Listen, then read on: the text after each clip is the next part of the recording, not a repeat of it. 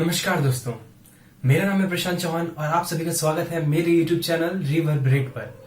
तो दोस्तों, आज की इस वीडियो में हम बात करने वाले हैं CPU सेंट्रल प्रोसेसिंग यूनिट। तो दोस्तों, आप मेरे हाथ में एक बॉक्स देख रहे होंगे जो कि है एक इंटेल के प्रोसेसर का इंटेल i5-9600KF। ये इतना बड़ा नाम मैंने बोला, बहुत ही एक्सेजरेटिंग लगा, बट इसके पूरे नाम में बहुत सारी इन्फॉर्मेशन छुपी हुई है। तो आज हम इस वीडियो में देखेंगे कि इसको डिकोड कैसे करें, इस नाम में जो चीजें हैं उसको डिकोड कैसे करें, ऐसे क्या क्या चीजें हैं जो कि आपको ध्यान रखनी चाहिए प्रोसेसर खरीदने से पहले।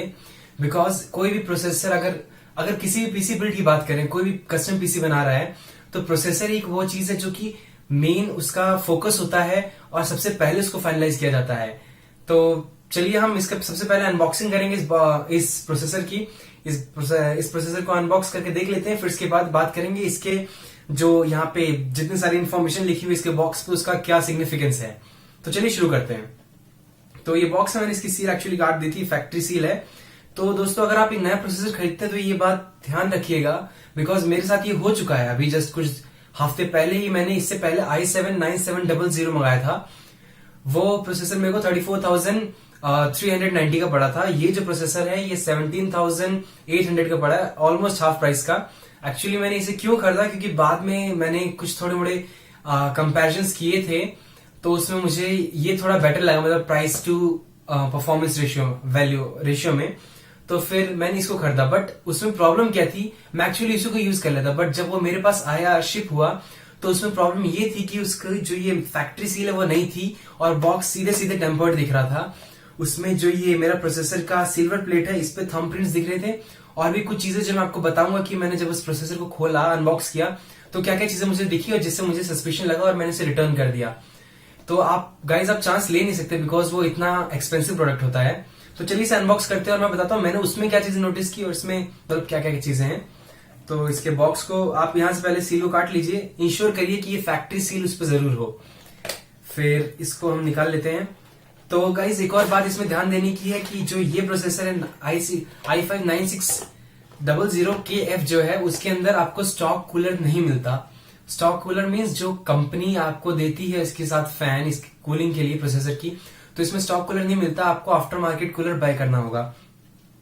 तो इस बॉक्स के अंदर ये प्रोसेसर है और इसके अलावा इसमें एक मैनुअल है जो कि आपकी प्रोसेसर मैनुअल है। इसको आप चाहो तो पढ़ सकते हो, पढ़ना ज्यादा बेटर रहेगा, आपको बहुत नॉलेज मिलेगी इससे। और इसके पीछे एक स्टिकर है जो कि आप अपने कैबिनेट पे लगा सकते हो।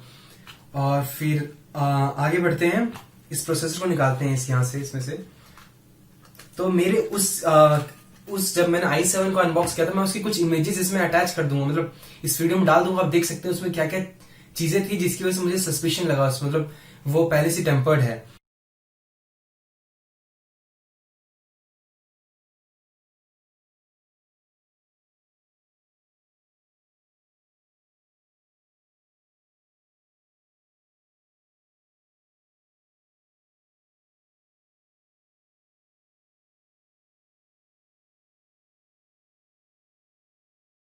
तो उसकी सिल्वर प्लेट पे थंब प्रिंट था। तो आप यहाँ देख रहे होंगे ये ऑलमोस्ट ब्रांड न्यू है, एकदम साफ प्रोसेसर है। बट उसमें क्या था, थंब प्रिंट था। फिर उसमें मैंने जो उसका थर्मल फैन निकाला, स्टॉक कूलर निकाला, तो उसका जो थर्मल पेस्ट था वो भी फैला हुआ था और इस बॉक्स पे अलग अलग जगह थर्मल पेस्ट लगा हुआ था। इस बात से साफ साफ जाहिर होता है कि वो टेम्पर्ड था। और साथ ही साथ ये मैनुअल गायब थी, उसका स्टिकर भी गायब था। तो कोई चांस ही नहीं था कि मैं इस प्रोसेसर को रख लूं। मैंने उसे रिटर्न कर दिया और फिर मैंने इसको खरीदा। ये इसका क्लैम्प शेल है, तो मैं इससे निकाल रहा हूं। इसमें आपका प्रोसेसर सेफ रहता है। तो इनकेस आप अगर इसे जब तक वो नहीं कर रहे, मतलब आप इसे जब तक पीसी बिल्डिंग नहीं कर रहे, आप इसे मदरबोर्ड पे डाल रहे, तब तक आप इसको इसमें रखिए, सेफ रहेगा। तो ये है हमारा i5-9600KF प्रोसेसर, जिसकी बेस फ्रीक्वेंसी है 3.7 गीगाहर्ट्ज और टर्बो क्लॉक फ्रीक्वेंसी है 4.6 गीगाहर्ट्ज। इसके अंदर 6 कोर्स हैं और ये एक अनलॉक प्रोसेसर है और इसमें डिस्क्रीट ग्राफिक कार्ड की जरूरत है। तो इतनी सारी चीजें मैंने आपको बता दी। कैसे पता चलेगा आपको कि इस प्रोसेसर में ये चीजें हैं। तो मैं इसको पहले क्लैम्प शेल में रख लेता हूं, बिकॉज गिर जाएगा तो बहुत ही एक्सपेंसिव प्रोडक्ट है।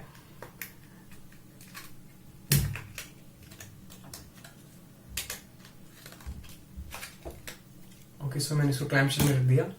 तो आइए हम बात करते हैं इस प्रोसेसर की जो स्पेसिफिकेशंस हैं, इनसे आपको क्या क्या इन्फॉर्मेशन मिलती है। इसको चलिए डिकोड करते हैं। तो आप सबसे पहले देख सकते हैं यहाँ पे 9th जेन, तो इसको छोड़िए, बाद में आपको नीचे भी पता चल जाएगा इसे। सो कोर, तो कोर क्या है, आपके पास इंटेल जो है, मैं सिर्फ इंटेल की बात करूंगा, एएमडी के केस में थोड़ा नेमिंग और जो आपके नोमेनक्लेचर है वो थोड़ा डिफरेंट है, तो मैं i5 की बात करता हूं।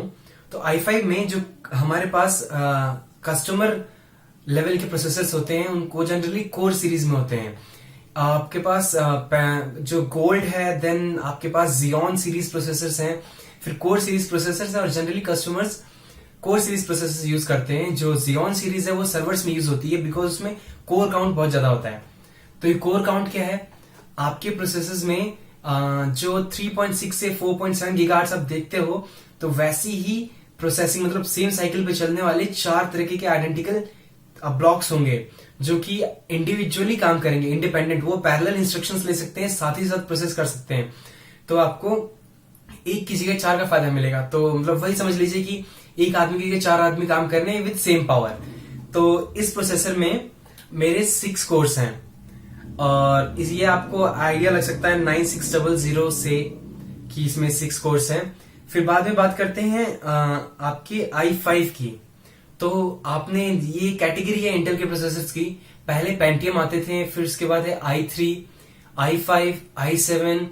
जो i7 इंथुजियास्ट था उसको रीब्रांडिंग करके i9 कर दिया गया है, और फिर Xeon सीरीज के प्रोसेसर्स आते हैं। तो Xeon की हम बात नहीं करेंगे बिकॉज वो कस्टमर लेवल प्रोसेसर्स नहीं होते, उसको जनरली सर्वर्स में यूज किया जाता है, तो कोई कस्टमर से जनरली खरीदता नहीं है। तो हम बात करते हैं पेंटियम को भी हम छोड़ देते हैं बिकॉज पेंटियम बहुत पुराना हो चुका है, उसकी कोई बात नहीं है। तो कैटेगरीज में मेनली हमारे पास अभी हम फोकस करेंगे i3, i5, i7 पे। तो i3, i5, i7 जो है वो एक मेजर क्लासिफिकेशन है, इसके अंदर भी बहुत सारे प्रोसेसर्स होते हैं, अलग अलग जनरेशन से, अलग अलग कोर काउंट्स के साथ, हाइपर थ्रेडिंग इनेबल्ड है नहीं है, तो उससे रिलेटेड है। तो आप देख रहे हो यहाँ i5। अब i3 जो होता है वो बेसिक यूजर्स के लिए होता है, i5 जो होता है वो मिनिमम मीडियम यूजर्स के लिए होता है, और i7 जो होता है वो एडवांस यूजर्स के लिए होता है, i9 एक्स्ट्रा एडवांस यूजर्स के लिए, बिकॉज आपको जब बहुत ज्यादा परफॉर्मेंस की जरूरत होती है तो होता है। फिर हम बात करते हैं यहाँ पे अनलॉक्ड। सो अनलॉक्ड क्या है, तो आप जब इस प्रोसेसर का नाम देख रहे होंगे i5-9600KF, अगर किसी भी प्रोसेसर के नाम के पीछे जो नंबर लिखा है 9600, उसके पीछे जो K लिखा है, तो K मीन्स वो प्रोसेसर अनलॉक्ड है। उसको आप एक कंपैटिबल मदरबोर्ड, कंपैटिबल चिपसेट के साथ, जैसे कि मैंने इसके साथ मदरबोर्ड खरीदा है जिसमें Z390 चिपसेट है जो कि ओवरक्लॉकिंग सपोर्ट करता है। तो आपको जब भी आप प्रोसेसर खरीदते हैं तो आपको चिपसेट का भी ध्यान देना पड़ेगा कि वो चिपसेट सपोर्टिंग है या नहीं है, उसका सॉकेट कंपैटिबिलिटी का ध्यान देना पड़ेगा। तो यहाँ पे आप देख रहेंगे नीचे LGA 1151 लिखा है। LGA 1151 का मतलब है ये LGA 1151 सॉकेट में फिट होता है, कंपैटिबल है। तो जब भी आप इस प्रोसेसर को फाइनलाइज कर दे, किसी भी प्रोसेसर को फाइनलाइज कर दे, तो उन्हीं मदरबोर्ड को देखिए जिनमें LGA 1151 सॉकेट है, वही आपके इस प्रोसेसर को होल्ड कर सकते हैं, ये उसका यूज ले सकते हैं। दूसरे मदरबोर्ड खरीदेंगे तो आप किसी यूज के नहीं होंगे और आपका पैसा वेस्ट हो जाएगा। तो कंपैटिबिलिटी बहुत बड़ा इश्यू है, आपको देखना चाहिए। फिर इसके बाद एक KF भी है। हर एक लेटर का अपना सिग्निफिकेंस होता है, आप अपने इंटेल की वेबसाइट पे जाके हर एक लेटर के बारे में देख सकते हैं कि वो क्या सिग्निफाई करता है। तो मैं आपको बताता हूँ, F का मतलब है इसमें इनबिल्ट ग्राफिक्स मेमोरी नहीं है। हमें एक अलग से डेडिकेटेड मेमोरी कार्ड चाहिए होगा, तो इसके लिए मैंने एक अलग से डेडिकेटेड मेमोरी कार्ड खरीदा है जो कि है गैलेक्स Nvidia GTX 1660 Ti 6GB DDR5। तो आपको मस्ट है, अगर आप कोई भी F सीरीज का प्रोसेसर खरीदते हैं तो एक आपको अलग से डेडिकेटेड जीपीयू खरीदना पड़ेगा। अदरवाइज अगर उसमें F नहीं लगा है तो उसमें एक इनबिल्ट ग्राफिक्स होगा, जो कि अगर आप एक जनरल व्यूइंग के लिए, जो मतलब मूवीज व्यूइंग के लिए, माइक्रोसॉफ्ट ऑफिस के वर्क के लिए, या फिर इंटरनेट ब्राउजिंग के लिए यूज करते हैं, मोर देन सफिशिएंट इनफ है, आपको अलग से पैसे खर्च करने की जरूरत नहीं है। बट अगर आपको लगाना है तो आप लगा सकते हैं अलग से ग्राफिक कार्ड, उसके बेनिफिट्स ही होंगे, आपको मतलब ज्यादा अच्छी क्वालिटी वीडियो मिलेगी। तो चलिए बात करते हैं इसके प्राइसिंग की। मुझे ये मिला 17,500 के आसपास। आप जब इसे देखेंगे तो इसका प्राइस चेंज कर सकता है, और आप इसके बेंचमार्क्स देख सकते हैं, दूसरे प्रोसेसर के साथ इसका कंपैरिजन क्या है। मेरे यूसेज के लिए सफिशिएंट था, इसलिए मैंने इस प्रोसेसर को खरीदा। और i7-9700K और इसका कंपैरिजन कुछ ज्यादा डिफरेंस नहीं था उसमें, बट प्राइस का बहुत ज्यादा डिफरेंस था। तो प्राइस टू वैल्यू ये बहुत ही अच्छा प्रोसेसर है। और फिर हम बात करते हैं इसमें मतलब कुछ कुछ और डाउट की चीजें होती हैं। तो जनरली जो कस्टमर होता है वो जब प्रोसेसर बाय करने जाता है तो मैं एक आपको सजेशन देना चाहूंगा कि आप अगर इस टाइम जो भी प्रोसेसर मतलब इस टाइम क्या जिस टाइम भी खरीद रहे होंगे तो सबसे लेटेस्ट जनरेशन में जाने की कोशिश कीजिए। तो i3 में है तो i3 की लेटेस्ट जनरेशन में जाने की कोशिश कीजिए।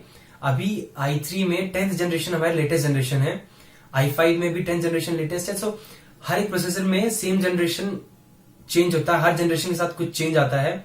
i3, i5, i7 में पहले एक वो था, मतलब आप कह सकते हैं कि सेट ऑफ हम उसको जनरलाइज कर सकते थे, बट अब वो जनरलाइजेशन पे फिट नहीं बैठता। पहले क्या था, i3s में 2 फिजिकल कोर होते थे और मे बी अगर हाइपर थ्रेडिंग इनेबल्ड है तो 4 कोर्स दिखेंगे आपके ऑपरेटिंग सिस्टम को। i5 में 4 कोर्स होते थे, i7 में 6 कोर्स। और डिपेंड कर सकता है आपके जो मॉडल है उस पर डिपेंड कर सकता है कि उसके कोर कम ज्यादा हो, बिकॉज अब बहुत सारे AMD के कंपटीशन में आने के बाद इंटेल ने बहुत ही तरीके के प्रोसेसर निकाले, बहुत सारे वेरिएंट्स ऑफ प्रोसेसर निकाले ताकि वो मार्केट में कम्पीट कर पाए। तो उसने अलग अलग generation KF, non KF, U अलग अलग सीरीज के प्रोसेसर जो कि कम पावर डिसिपेट करते हैं, ज्यादा पावर डिसिपेट करते हैं। तो जो लेटेस्ट मैंने आपको बताया KF वो वेरी कर सकते हैं, डिफरेंट हो सकते हैं। तो उससे पता चलेगा कि आपका जो प्रोसेसर है वो मोबाइल प्रोसेसर है, लो पावर कंजम्पशन प्रोसेसर है, ये कैसा प्रोसेसर है।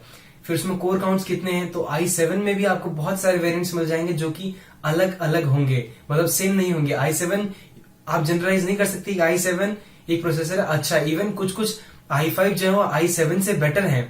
i5 एक्सट्रीम जनरेशन जो आ गई है, 9th जनरेशन जो है वो i7 के 4th 5th जनरेशन से बहुत बेटर है, बहुत मच बेटर है। तो आप जब खरीदने जाएं तो ये ना देख लें कि i7 है तो पुरानी जनरेशन का है, ज्यादा प्राइस में खरीद के ले आए और i5 को आप मिस आउट कर दें तो फिर बाद में आपको बहुत बुरा फील होगा।